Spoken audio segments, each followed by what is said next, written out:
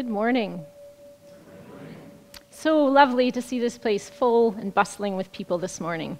Lovely to see you all. My name's Rebecca, and I'm honored to be the service coordinator this morning on this beautiful, beautiful Sunday morning. I'm honored also to have here Reverend Ann Barker, who's a representative from the CUC, the Canadian Unitarian Council, and we'll introduce more about Ann later. But thank you, Ann, for being here this morning. And I spy with my little eye a few new faces in the group this morning. So delightful to have some new faces here. Please know you're welcome. And we hope you'll join us for coffee after the service, and in fact, a soup lunch after the service that everyone's invited to join in. Funny little thing for those of you who are new, we have this weird little ritual here that instead of applauding for things we appreciate in the service, we actually do this little ritual of hand rubbing. Once you get used to it, it's great and lovely and gentle, but the first time you see it, you think, that's weird. It's visual, it's not auditory, and so it doesn't interrupt someone if they're in a moment of reverie or emotion at a particular moment of the service. So just so you know, that's how it works. This morning, our service is going to explore all about stories and history, and not in like the high school grade 10 history class kind of style, in a much more engaging way, about our UU history, in particular our Canadian UU history. It's important to know where we've come from and how that shapes who we are today. More on that shortly. But we're going to start by getting our bodies and spirits moving with an opening song. It's called If I Have a Hammer. I'm sure you all know this song. But before we rise to sing, in honor of the theme of history, I thought we'd share a little bit of the story of this song. It's actually quite interesting. So it was written by Pete Seeger and Lee Hayes, and it was written as a protest song, originally titled The Hammer Song. Now, Pete Seeger was a Unitarian. And in fact, Pete Seeger was blacklisted for this song. So it was first performed in 1949, and it was in support of those accused as part of the Smith Act trials in New York City. Anybody a history buff? Anybody know anything about that? So the Smith Act was a statute that prohibited advocating violent overthrow of the government. I mean, seems a pretty good thing to have, don't you think? But there was a political party at the time called the CPUSA, the Communist Party of the USA, and the Smith Act trials were when several leaders of the CPUSA were accused of violating the Smith Act. Now, remember what was going on at the time? It was 1949. This was the beginning of the Cold War. This was the Soviet Union had just tested their first nuclear weapon, right? We had just had the communists prevail in the Chinese Civil War. It was the time of President Truman, of Senator McCarthy, of Edgar J. Hoover, and all his shady shenanigans, including investigations of Hollywood writers and producers suspected of communist influence. So the Smith Act trial took place in 1949 in New York City. The trial lasted 10 months. That at the time was the longest trial in US history. Numerous supporters of the defendants protested outside the courthouse every day. In fact, so much that they assigned 400 police officers to be there on the first day of the trial. And this trial appeared on the cover of Time magazine twice during the duration. The trial by its jury found all 11 defendants guilty. The judge sentenced them to 5 years in prison, and then, funny enough, sentenced all 5 defense attorneys to imprisonment for contempt of court. But the prosecutors, buoyed up by their success, actually proceeded to prosecute another 100 Communist Party members, some of them just for being members of the party. This is messy. This is not straightforward. And so appeals ensued, right? And appeals went all the way to the US Supreme Court. Dennis versus US in 1951 and Yates versus the United States in 1957. It took 8 years from the first appeal to the final ruling when the Supreme Court said, no more. It ruled that defendants could be prosecuted only for their actions, not for their beliefs. That's an important moment in history, right? People cannot be prosecuted just for their beliefs. And so that closely ties to our 4th and 5th UU principle, right? A free and responsible search for meaning, and the right of conscience, and the use of the democratic process in congregations and in society at large. Oh, this is also interconnected. Okay, back to If I Had a Hammer. It was first called the Hammer Song. It did not do well when first released, of course, because of the Red Scare. Pete Seeger was blacklisted for this song. But the song fared much better when it was released 12 years later by, anyone? Peter, Paul, and Mary, of course. And so it's timely that we sing this song this week because Peter Yarrow of Peter, Paul, and Mary just died this week on Tuesday at age 86.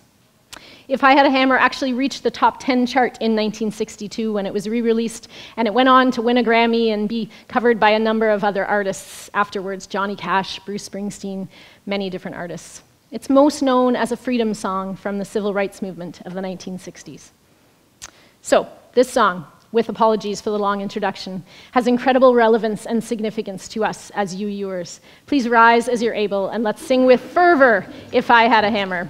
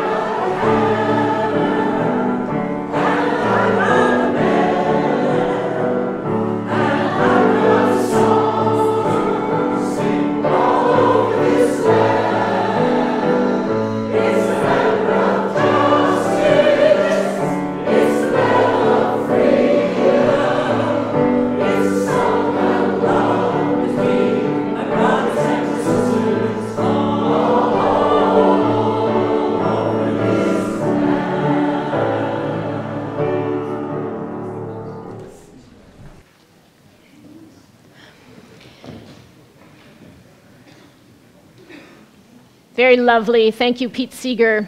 Thank you, Pete Yarrow. May their legacies live on. So a warm welcome to everyone here this morning as we gather in the home of the North Shore Unitarians. We gather here on Sunday mornings to support one another, to share, to connect in this crazy, challenging world. Our mission is to empower people, to inspire people to live with greater depth, meaning, and purpose. We stand in wonder and awe at the beauty of this universe, and we honor the gift of life that we've been given by learning and relearning how to think and act well. Here we endeavor to strike a balance between reason and belief, between instinct and intuition, and we welcome diverse beliefs. We don't have to think alike to love alike, and we have shared values that guide our beloved community. And our focus is on this world, this life. So you can be here and believe whatever you like or perceive whatever you like about any world or life beyond this one, but we do and we act in the service of this life that we share right here and now.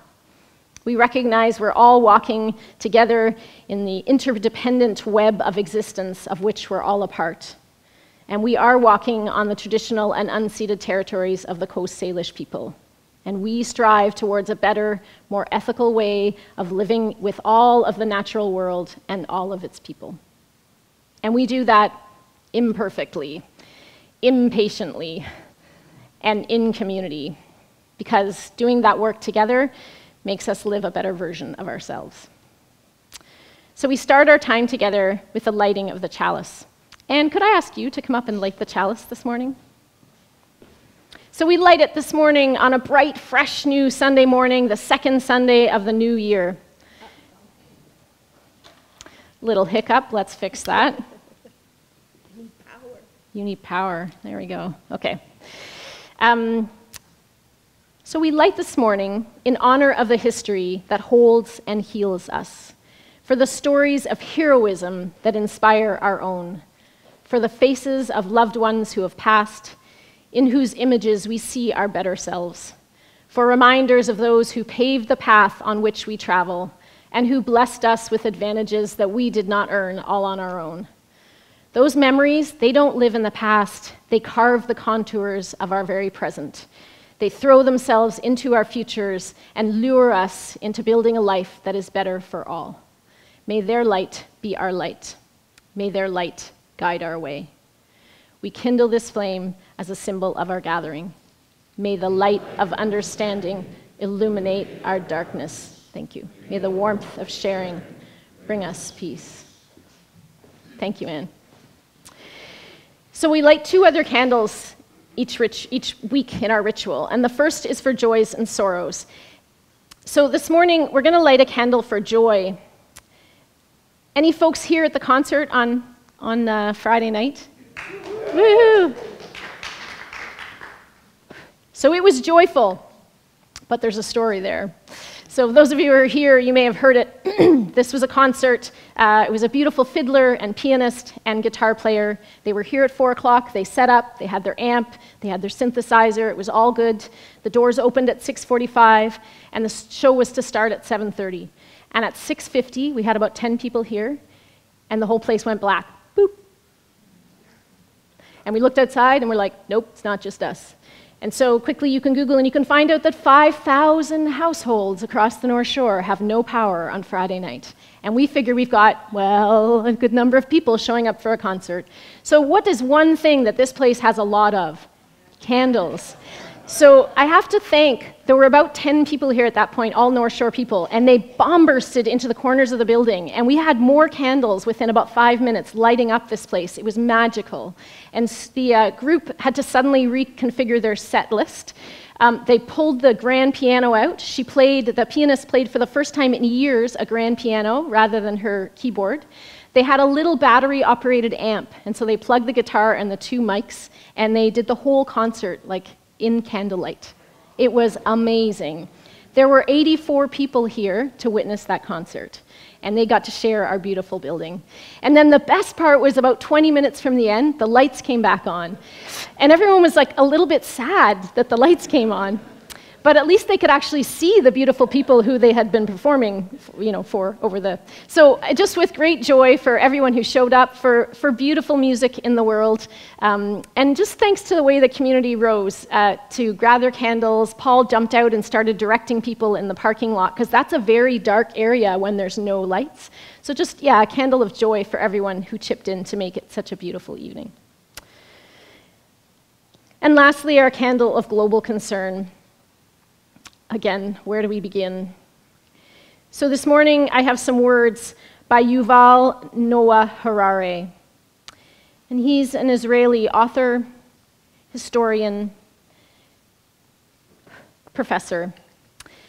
And he wrote these words: "Most Israelis right now are psychologically incapable of empathizing with the Palestinians. At this moment, their minds are filled to the brim with their own pain, and there is no space to even acknowledge the pain of others. Many of the people who've tried to hold that space of in-between, many of them are now dead or traumatized. And most Palestinians, they're in the same type of situation. Their minds, their lives too, are so filled with pain that they cannot see or even perceive others' pain."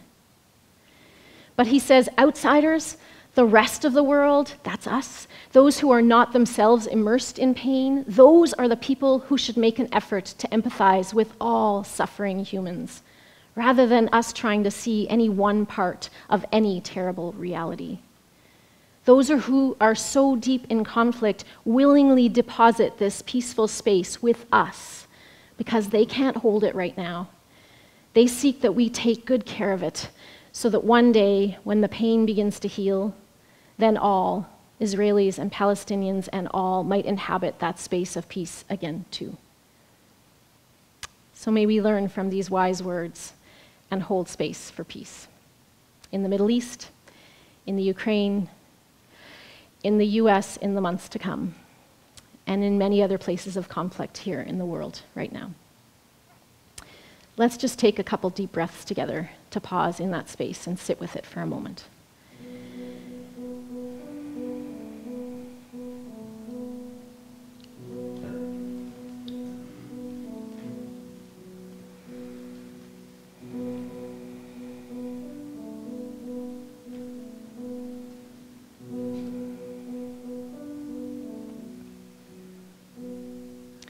Let us take a moment just to breathe. Just to breathe. Can you take a moment just to breathe? Take a moment just to breathe.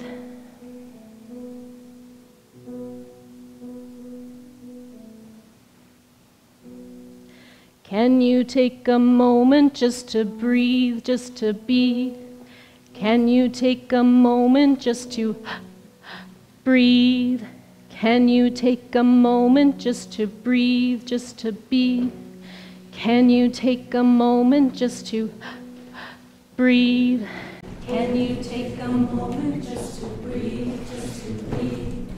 Can you take a moment just to breathe? Can you take a moment just to breathe, just to be? Can you take a moment just to breathe? Can you take a moment just to breathe, just to be? Can you take a moment just to breathe? Can you take a moment just to breathe, just to be? Can you take a moment just to breathe? Mother, can you know my name? Can you feel the rain pulsing through my veins? Father, when your heart will take her, when you need take her, to play them that song. Breathe inside, do you know my name? Can you feel the rain pulsing through my gravity? Father, put your heart to the beat when you need take a moment just to play them that song. Mother,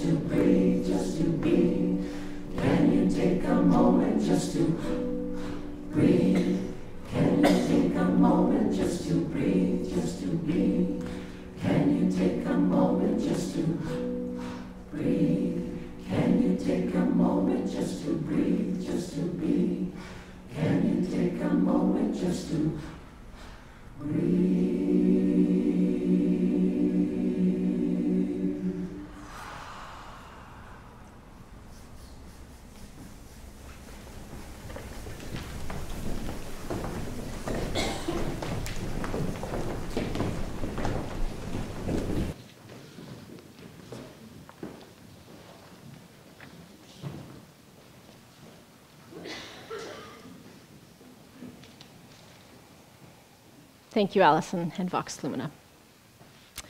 So as mentioned this morning, Reverend M. Barker will shortly share with us some thoughts about our UU history. It's important to know where we come from. But before we invite Anne up here, I just thought we'd put some context around this about who we are as North Shore Unitarians. I mean, we're here all with our own individual stories, where we were born, maybe our first religious experience, if any, our work lives, our love lives, our family lives, our hardships, our losses, maybe parts of our faith journeys that have helped us navigate through those difficulties. On the topic of individual stories, I want to give a special shout out to Ruth Sherwood, because she's been collecting the stories of people here in our community over the last year and writing their beautiful stories for all of us to read. Stories about our people are called mini bios, and they're up on our website. Where are you, Ruth? Where are you? There you are. I'm going to make you stand, Ruth, for a second, please. And we're not, I was going to say, we can applaud, but more importantly, let's actually stand. Keep standing, Ruth. I actually want to give you a moment of quiet reverence, Ruth. And I want you to look out in this sea of faces, and I want you to see the people, some of whom's faces are here, and some of them are in the room, people you've written about. It means so much to have our stories heard and known. And it means so much for the rest of us to know their stories. So I just really want to say thank you, Ruth, for doing that. It was a beautiful gift of stories. I'm inspired by Ruth, her contagious, infectious enthusiasm for connecting people, both for connecting with people directly, but also connecting people to other people in our congregation. And I love, Ruth, how you wove into people's stories when they first discovered Unitarian Universalism, or even more so when they first discovered North Shore Unitarians. So again, thank you, Ruth, for doing that. You know, knowing stories about each other, it's an important part of connection. It's a way we feel seen and heard. And it's how we can learn to relate to one another. Another great line from Margaret Wheatley. Remember, she said, we don't fear people whose stories we know. Brene Brown has a lot to say about stories. We won't dive much into her today, except one kind of relevant piece. She said, owning our story and loving ourselves through that process of owning our story is the bravest thing we'll ever do. When we don't own our stories of setback and challenge and hurt, then those stories, they own us. But when we have the courage to walk forward into our story and own it, then we get to write the ending. North Shore Unitarians, we're not at the end, but we are writing our own story these days, and it's pretty awesome. And the bigger idea of knowing our collective UU history, you know, that idea about knowing history, those who don't know history are destined to repeat it, which was apparently first said by the Irish statesman Edmund Burke. Well, or maybe it was the Spanish philosopher George Santayana, because he said, those who cannot remember the past are condemned to repeat it. But wait a minute, wasn't there Winston Churchill who apparently said, those that fail to learn from history are doomed to repeat it? Okay, maybe it wasn't famous at all, maybe it was just common realization, I don't know, anyway. I think it's an important concept no matter whose quote we attribute it to.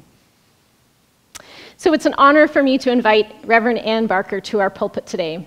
Anne is here on behalf of the CUC, the Canadian Unitarian Council, where she is the congregational life lead for BC and Western regions.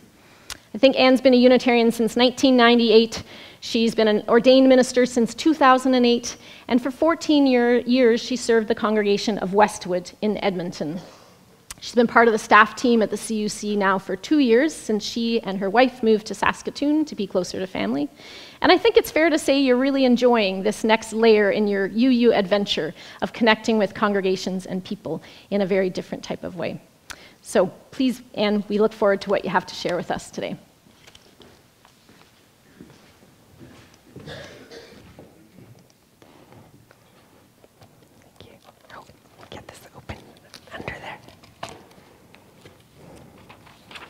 This is a very tall podium. No, it's okay. I'm just noticing. You're so shiny. It is a delight to be back with you again. Jimmy Carter taught Sunday school every week from World War II until COVID. 75 years. His people will tell you he was the same person at home as he was at work, as he was out in the world, as he was as president. His values were deeply rooted, strongly held, and represented in every move he made. These are the remembrances of his family, his friends, and his political opponents. The late President Carter was a man of character. People who did not necessarily share his politics or his beliefs still held him in incredibly high esteem for his tireless good works, his commitments to admirable values, and the consistency of his character. Did you watch the funeral? I highly recommend it. If you could use a dose of character and love and admiration and some beautiful music, it's available online in multiple platforms. I think it was his grandson spoke of how every Sunday he led this Sunday school class. I'm assuming it was an adult Sunday school class, by the way the story goes, and he'd look out at a room filled with people. Strangers, often from around the world, came to experience this class. And he would speak of his week and what was going on in the world and what moved him and what mattered. And he would make sense of it all through the lens of his evangelical faith. As a young man, he was deeply influenced by a sermon where the preacher said, "If you were arrested for being a Christian, would there be enough evidence to convict you?"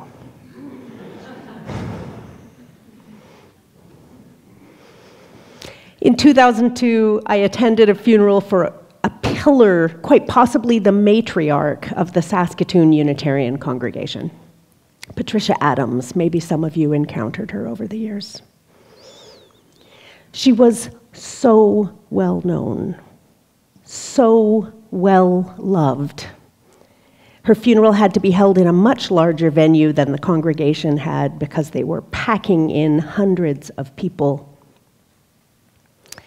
Like Carter's service, leaders and loved ones and coworkers lovingly curated a description of her life. She raised 3 wonderful sons with her beloved husband, Peter. There was a long list of many activities and accomplishments. And her church leadership was only one of many arenas where she excelled. Now, Liz James, I think a bunch of you have encountered her. She runs the UU Hysterical Society. She and I were still fairly new Unitarians in this congregation at that time, but Pat had seen something within us and nurtured us into leadership, and we basked in her attention. Being chosen by Pat was a blessing. I would later come to understand that Pat chose everyone. It was just who she was. It was the way she lived her life. It was a part of her gift. She knew there was a place for everyone and made it her mission to help them find it. Pat lived with cancer for most of 2 decades, and Liz will tell you Liz will tell you of making what she thought was a deathbed visit in the hospital. She went to sit with Pat and be supportive, and Pat insisted that they review the minutes of the membership committee meeting that she had missed. She didn't die then. This was a repeated story over 2 decades. At Pat's funeral afterwards, as we gathered, there were 4 of us, all in our 30s or 40s, and I learned one of the formative lessons of my life. The other 3 were distressed, were standing around after the service, right, reflecting on this long list of accomplishments. And then you go right to, well, what have I done with my life compared to this story of this venerable woman? Can you imagine sitting at Carter's funeral and comparing your life to the things he did in 100 years? Comparing his understanding of faith and service to your own? Pat was our standard. She was our beacon of Unitarian Universalism. When things needed to be done, she caused them to occur. When she felt the church was too inward-facing, got a little too navel-gazy, I once heard her announce, "Less in, more out. We are now going to read to the children at the neighborhood school. They need us." And we went. It wasn't a question. The weight of comparison from my friends at her funeral had temporarily overcome them, and they were feeling poorly about themselves, but the gift of Pat's life was in her example. Most of her accomplishments hadn't even begun until she was well into her 40s when her children were grown, at a time where she was older than any of the four of us were in the room. And her primary accomplishment was her character. Not the things that she did, but the beautiful being that she was and how she shared that with everyone. My hope today is that we can also hold our reflections of history, of the history of our movement, as a reflection on character. Unitarians, Universalists, initially two different projects, and now Unitarian Universalism in Canada, are a relatively recent development, historically speaking, going back only to the early 19th century. Our story is broadly tied to the history of others: the British Unitarian movement, the liberal Protestant movements, the United States Unitarian and Universalism program that occurred over the years. And we are not a direct, singular lineage from any one of them. We are a compilation of many stories. We don't have that tidy, Christianity was birthed in this moment and you can follow the line story for Unitarian Universalism. We are instead built through many sources and many inspirations, many divisions and many mergers. Originally, as a bid for religious freedom, we came about resisting structures that did not serve us. And our religious ancestors built Christian churches with distinct resistance to the existing Christian doctrines. The Montreal Church is credited as our first Unitarian congregation in 1839, although there is an ongoing debate about which congregation is the oldest.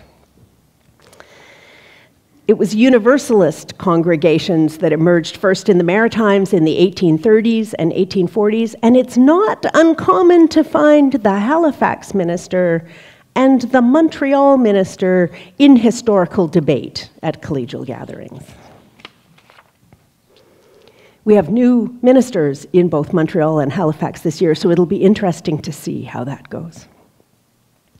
From the start, UUs in Canada have advocated for rationalism, individual freedom of conscience, and social justice. It's who we are, it's in our institutional DNA. Now, many of you will have known or experienced the Reverend Philip Hewitt, who served our Vancouver church from 2004 to 2013. Hewitt is known for his deep commitments to social justice, spiritual growth, and fostering a sense of community within the congregation. He was our great Canadian Unitarian historian. And his book, Unitarians in Canada, which you have 2 copies of in your quiet room, is an extensive telling of our creation story. Until his death in 2018, he continued to attend collegial events, mentoring colleagues, and actively maintaining our sense of history. He made sure we all got it right. I got in a bit of trouble once in formation when an evaluative panel said to me, "We see in your documents here that you have read Unitarians in Canada. Could you please summarize it for us?" Have any of you read Unitarians in Canada? It has a lot of details. It has a lot of factoids. It's not as much story as it is really timeline. I may have been a bit cheeky and said, well, it's a story about how Unitarians emerged in Canada and how we consistently tried to build and grow, and then we would ask the British for help, and then we would ask the Americans for help, and then we would ask the British for money, and then we would ask the Americans for money, and then we asked them for help, and then we asked them, and they kind of smiled, and they kind of laughed, and they cheekily replied that maybe I should write the Coles Notes version. And perhaps it wasn't one of my finest moments, because I missed the essence of his love for the investment and the effort of the humans who committed their lives to building a faith with a different pattern than what existed around them. They were originally Christians, but they didn't want to be constrained by a Christianity that they couldn't live with. And so they shaped it into something new. Now, most of us now do not identify primarily or foremost as Christian, although many of us have Christian roots, whether it's in a Unitarian or other tradition, and we are still certainly rooted in a dominantly Christian culture. That's changing rapidly. Our commitments to inclusivity have played an important part in that transformation. And cultural change also changes us. As Canadian UUs, we have held a lot of debates and discussions about Christianity in our time. Its value, its problems, its gifts, and its possibilities. We've historically embraced and transformed it, and we've contemporarily minimized, rejected, and sometimes even insulted it. We've wrestled and will continue to wrestle with what role it plays in our lives and in our communities. We, you and I, these generations represented here today, were not born into the Unitarian Universalism of our Canadian founders, but we are definitely shaped by them. Many of us have lived through the phase of governance where we are a part of the continental UUA, the Unitarian Universalist Association, where it served both the United States and Canada. Now it's only US-based. And those of us who lived through that have lived through the separation of the Unitarian Universalist Association from the Canadian Unitarian Council, where the CUC is now our primary membership organization. We're going to talk more about that this afternoon, and so I won't dwell on it here. But it's also true that there will be many Canadian UUs and some visitors in this room with no memory of a time when there was a UUA leadership in our congregations. So what importance do these historical connections hold today? How much does it matter that we remember and understand our roots? How does it impact the ways we are today in 2025? Any of our historical stories of founding, of mergers, of divisions, stories of the differences between Unitarianism, which Reverend Philip Hewitt was a staunch champion of, Universalism, which was initially the rejection of a Trinity, but really rooted in salvation for all. The stories of pioneers like Lotta Hitchmanova and the Unitarian Service Committee, 56 Spark Street, Ottawa. I have a recording of her voice in my laptop reading that line. We have stories of relationships built and ruptured, and sometimes rebuilt, and sometimes healed, and sometimes lost. Stories of nearly forgotten branches, like the once abundant Icelandic Unitarians, primarily in Manitoba. There were many Icelandic Unitarian churches that most of our people have never heard of. The Reverend Stephen Jonason is a great curator of that history, and you can find much of it online. He's now serving the Winnipeg Church. All of these events have shaped us, shaped our values to create who we are in this moment, even if we don't know about them, even if we don't remember them, even if we weren't there or don't have ancestors who lived through them. The truths of each and all of these have tender centers. And often they have some pokey outside coatings. Nothing grows or changes without some kind of discomfort. We may not have been there, we may not have made the decisions. We're learning about this in social justice work now too, right? We may not have been there, we may not have made the mistakes that are coming up now, but they're still our stories. They created, shaped, built, rearranged, and recreated us over time. The generosity with which we hold these stories is an essential part of the glue that holds us together. We do not have to think alike to love alike. I'm so glad you said that this morning. Is often attributed to Francis David, the 16th century Transylvanian Unitarian, but it's actually borrowed from the English Methodist founder, John Wesley. And the original quote is, "Though we cannot think alike, may we not love alike?" I love that it's a question. May we not love alike?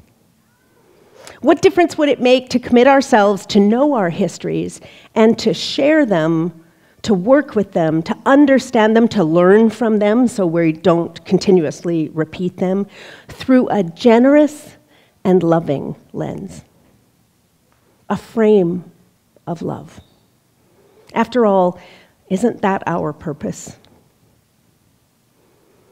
The organizational psychologist Adam Grant published just this morning, because of course he made me want to write another page. It's easy to be a critic or a cheerleader, and it's harder to be a coach. Critics concentrate on your weaknesses and attack your worst self. Cheerleaders focus on your strengths and celebrate your best self. Coaches emphasize your potential and help you become a better version of yourself. So these beautiful religious services I talked about at the beginning, they serve an important purpose. They focus on the strengths and the celebrations of President Carter and Pat Adams. But our everyday discourse and our self-talk can easily slip into the weaknesses and criticism and comparison and attack. Can we tell our stories and carry our histories in ways that make space for our potential and inspire us to learn and grow and become better versions of ourselves? I want to say, from all I've experienced this weekend in this congregation and hearing about this congregation, it feels like you're doing a really good job of that. So let's return to close to Pat's funeral. The women were despairing. They had forgotten that they were younger than Pat. Perhaps they'd also forgotten that accomplishing isn't necessarily the ultimate goal. Caring and living well and loving generously are aspirations of meaningful community. They were lost in comparison and needed to shift to extracting the lesson, and that is what would lift them up ultimately. Carter is remembered for his character, his generosity, his consistency, more than for his accomplishments, even though they were many. One profound gift of religious community is that we can hold multiple truths, even when they feel contradictory. We can help one another to connect, to reconnect to a loving center. We help one another to be our best selves Our histories have shaped us, but they are not our final determination. They invite us to be curious, creative, and often even brave. If we were to be arrested for being Unitarian Universalists, would there be enough evidence to convict us? And what would the measure be? Shaping and reshaping that measure is our collective work. Living into it is our call, and grounding it in love is our promise. Blessed be.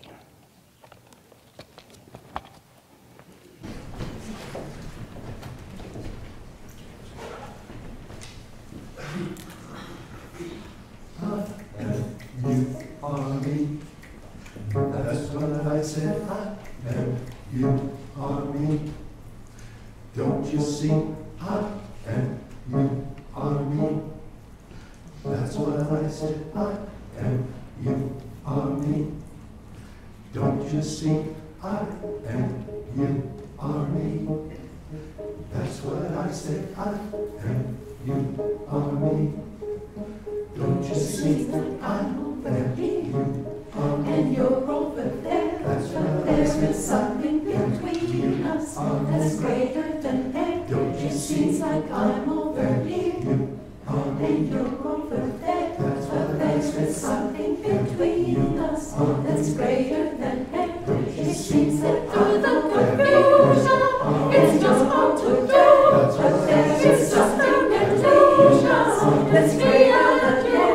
It seems that I'm the confusion it's no hard to do, but there's something between us that's greater than air.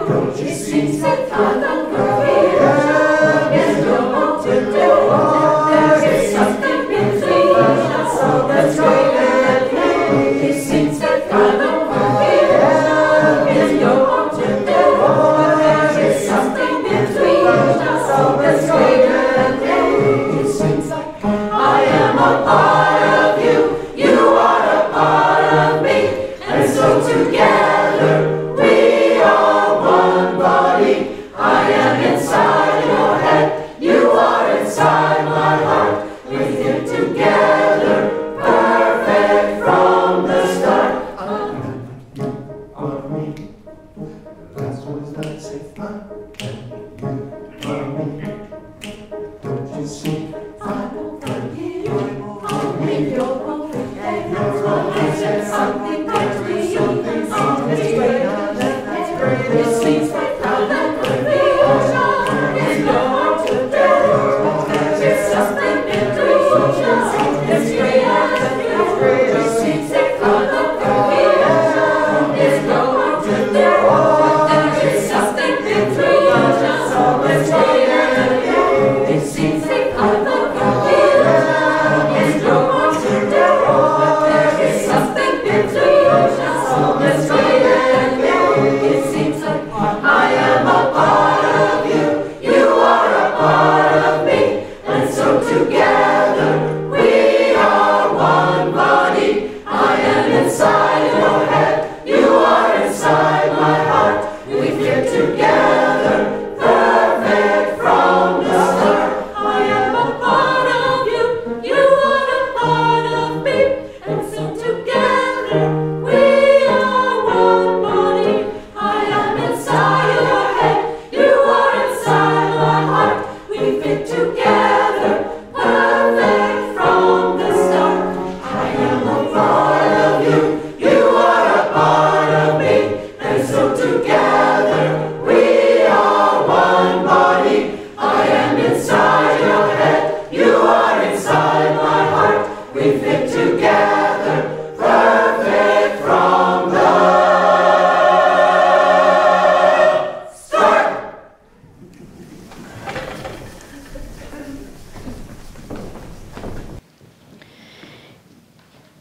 Each week in our service, we take up a collection that supports a cause or a community organization that aligns with our values. And once a year, in addition, we take up a collection that supports our own members who may, on occasion, be in need. Monies are raised to offer short-term assistance to congregants with issues with maybe groceries or utility bills. All situations are kept strictly confidential, and if you or anyone you know might benefit from this assistance, please speak to Leslie White in confidence. So in support of the Congregational Support Fund, please give as generously as you're able. You can use an envelope that's found in the seat back in front of you, and you can write your name so you get a tax receipt. And we also have the ability to give by e-transfer or credit card as shown on the screen. Thank you for your kind support. And thank you, Catherine, for again playing beautiful music while the ushers take the offering.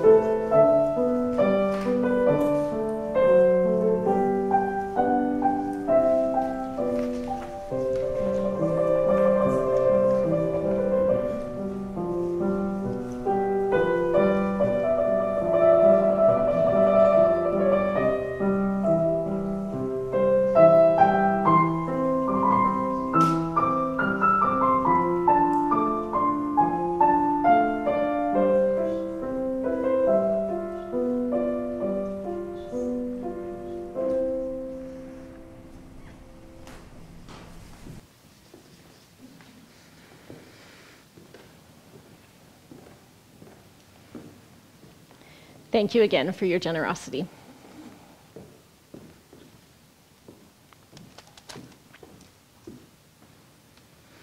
A few announcements this morning. So you can smell it, can you not? After this, yeah, there's soup brewing downstairs. So after the service, everyone's invited to come downstairs for soup, lunch. The suggested donation is $5, but don't let that be a barrier to coming. Come just join the conversation and community building that happens over soup. Then after lunch today at 12:15, anyone and everyone is welcome to come back up into here, the sanctuary, and we're going to have a kind of informal Q&A with Reverend Ann. And it's an opportunity to ask anything and everything about Unitarian Universalism or the CUC or the UUA, absolutely anything that kind of piques your thinking about Unitarian Universalism. Next week's service is titled My Spiritual Path Through Turmoil. And it's a story from longtime member Sue Forbes, when she found herself in a truly confusing and disheartening situation a few years ago. So join us for some personal insights from her spiritual journey. Thanks, Sue, for offering that service. I think Paul wanted to make another announcement, so I'll get Paul up here before the next slide. I'm not going to play this thing, it's just a show. Just a brief public service announcement. I'm going to start a new group called the Guitar Interest Group. It's a new gig for us, get it? So we'll just get together, whoever's interested, and talk about the world's most popular musical instrument. And just think about the times in your life when you've heard guitar songs and how they've been part of your life during joy, sorrow, protest, singing by the campfire. Remember the first time you heard Dylan sing? And by the way, have you seen the new Dylan movie? What's it called? A Complete Unknown? Go see it on the big screen. The acting is superb. You got everybody was there. Dylan, Joan Baez, Pete Seeger was there, Woody Guthrie, Paul Bloomfield, Al Cooper. The acting is great. It's certainly Oscar material. But go see it on the big screen. And think about all the other songs. Think about the first time you heard Stairway to Heaven. Think about the first time you heard the Canadian Railroad Trilogy, and all the other famous artists that are a part of our lives. Anyway, so what I'm envisioning is getting a few people together and having something like a record pull, which is we go around the circle, you name a song that's important to you, we play it on YouTube, on the big screen, or a recording, and just talk about where that song fit into your life. And then we can talk about tips and techniques and instruments and all that guitar stuff. So we'll meet on Tuesday or Wednesday afternoon, evening. I'm still trying to schedule it. So if you are interested, tell me and we can find a compatible time. And hope to see you there. Thank you, Paul. Thank you. Okay, last but not least, an exciting new event that we're offering here, 4 sessions titled Deepening Connections. So starting this coming week, the Sunday Services team is offering Welcome Wednesdays. It's a series of 4 meet and greet sessions that's also a crash course in exploring this unique faith of ours. So if you're a newcomer, if you're a recent-ish member of the community, maybe you're someone who's been kind of orbiting North Shore Unitarians for a little while, all of this is open to you. Wednesday evenings every second week for 4 Wednesdays, starting this Wednesday. It's loosely based on the UU orientation program called Starting Point. And I love, I think Reverend Marcus years ago, he would say, this is offered to everyone, to longtime members and new people, but mostly it's an opportunity to fall in love with Unitarian Universalism all over again. Our closing song today is a hymn called Our Heart is in a Holy Place. Now, little editorial note on this one. You may feel the need to sing the original lyrics, which were when our heart is in a holy place, which, you know, implies that love and grace only are conditional, which really isn't the way we think about the world. And that's not legitimate UU theology. So we won't sing those words. But before we sing, I have one last story for you about singing. Come on, this service is about stories, right? Okay, so I'm being consistent at least. This story relates to how songs can change, and change in both lyrics and in meaning. So I was in my mid-20s. I was living in Thunder Bay, Ontario for 2 months as part of a student placement. It was Thanksgiving weekend, and I made my way, my first visit ever, to a Unitarian Universalist congregation. When I look back at the story, I don't actually remember if I had researched Unitarian Universalism at the time and knew what I was getting into, or if I literally looked in the phone book under United, U-N-I-T, and was like, oh, Unitarian. I don't actually remember, but I obviously walked into the service. It was a small building, beautiful wood like this one. It was a very mixed crowd, so lots of young kids, lots of older folks, and a good-sized kind of middle-aged group. Kind of your absolute quintessential UU congregation, as they were, particularly in the 90s and early 2000s. Towards the end of the service, the hymn that we sung, it was an old hymn, and I can still see it in the hymn book, like an old, old font. It was written in such a way that it said, men sing this verse, and women sing this verse.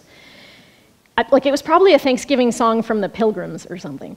I remember feeling a little uncomfortable with that, but it didn't really stand out to me hugely because it was my first visit back to a church-type environment.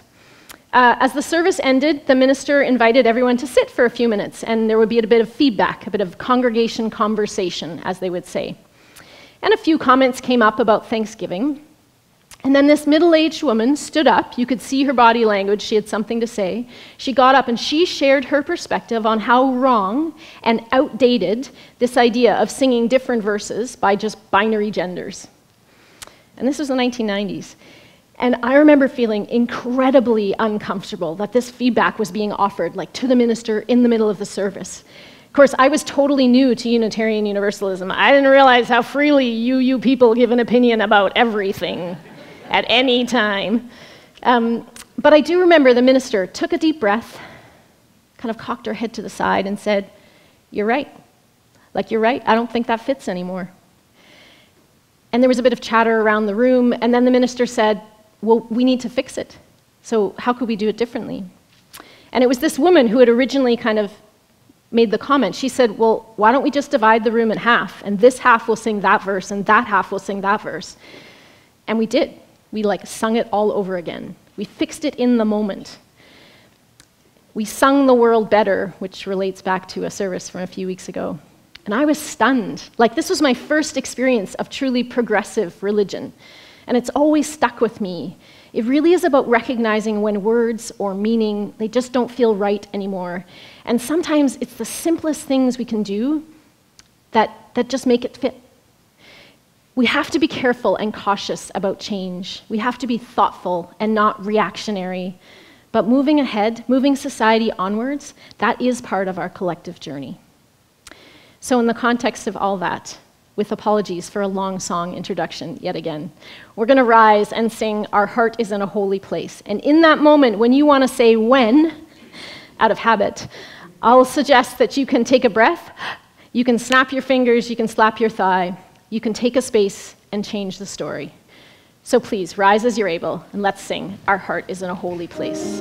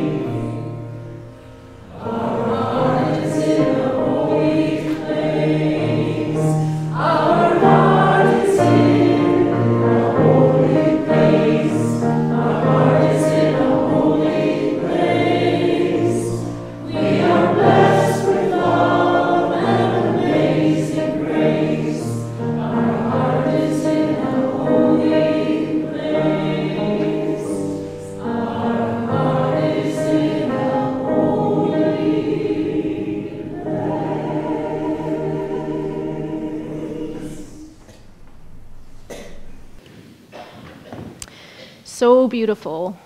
Like we, every single one of us, are blessed with love and amazing grace. Our heart is in a holy place just because, like no conditions, no dogma, not because of something you've done, just because. As we draw our service to a close, I want to thank Anne for her wisdom and her stories. And I want to thank you for your friendship to our congregation. It means a lot. We're grateful for you. You're an inspiring leader at the CUC, and it's great to have people like you there. Thank you, Allison and Vox Lumina and Catherine, for your beautiful music and your uplifting rhythm-filled jam this morning. And thank you to everyone who gathered here today in the home of the North Shore Unitarians. To all those who created this beloved community so many years ago, to those whose hard work, dogged determination, and drive has restored and maintained this place over a long and tumultuous history, and to those who are just discovering it, may we blend our stories to help us all live with greater depth, meaning, and purpose. Amen. Amen. Shalom, and blessed be. Let's close our time together. We extinguish this flame, but carry with us the light of devotion and the warmth of hope. The world calls us to live with depth, meaning, and purpose. We go forth with courage and love. Please rise as you're able, grab a hand, and let's sing Circle Round.